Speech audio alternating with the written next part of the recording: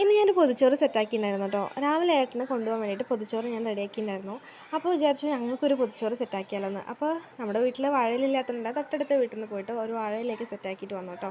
ആ വാഴയിലേക്കൊന്ന് കഴുകി ഒന്ന് വാട്ടിയെടുത്ത ശേഷം നമ്മൾ ചൂട് ചോറ് നമുക്ക് ആവശ്യത്തിനുള്ള, എനിക്ക് മോൾക്കുള്ള ക്വാണ്ടിറ്റിയാണ് കേട്ടോ അത്.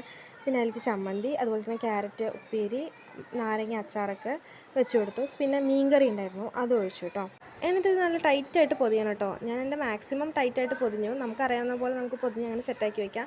പക്ഷേ ഇതിൻ്റെ ടേസ്റ്റ് അടിപൊളിയാണ് കേട്ടോ. നമ്മൾ ഏകദേശം ഒരു 1-2 മണിക്കൂറൊക്കെ വെച്ചാൽ ആ ടേസ്റ്റ് നമുക്ക് കറക്റ്റായിട്ട് കിട്ടുള്ളൂ. പിന്നെ ഇതിലേക്ക് വേണ്ടിയിട്ട് മീനും കൂടെ ഞാൻ വറുത്തെടുത്തു കേട്ടോ. കാരണം ആ ടൈമിൽ വറുത്ത് കഴിക്കാനാണ് ഞങ്ങൾക്ക് രണ്ടാൾക്കും ഇഷ്ടം. അപ്പോൾ ചൂടോടെ വറുത്തിട്ട് അതും വെച്ച് ഞാനും വേദക്കുട്ടി ഇരുന്ന് കഴിക്കാൻ കേട്ടോ. അവൾക്ക് നല്ല ഇഷ്ടമായി.